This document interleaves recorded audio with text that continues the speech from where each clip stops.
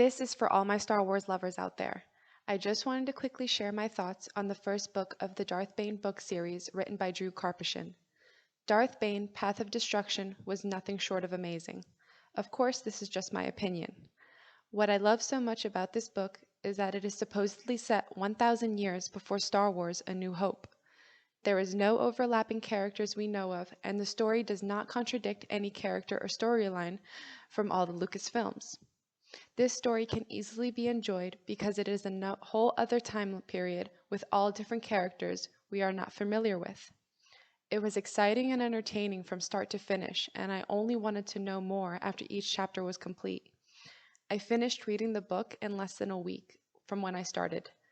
The character of Darth Bane is like any other Sith we know and admire, who had a troubled past, filled with anger and hatred, a perfect candidate for the dark side.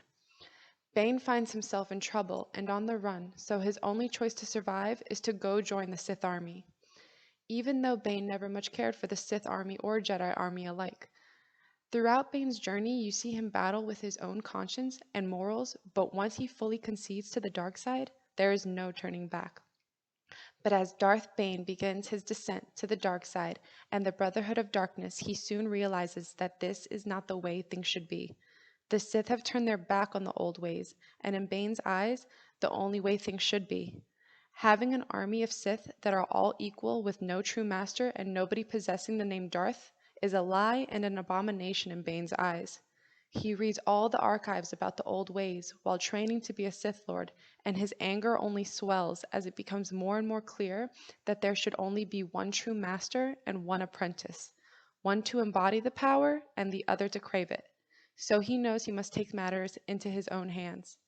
This book has you rooting for the bad guy and bringing a fresh new character and storyline to fans of Star Wars, and it gives you an interesting adaptation to how things might have been long ago when there was an army of Sith Lords known as the Brotherhood of Darkness and an army of Jedi known as the Army of Light, and how militarized things once were before Darth Bane brought back the cunning, deceit, manipulation we all see today with Sith Lords.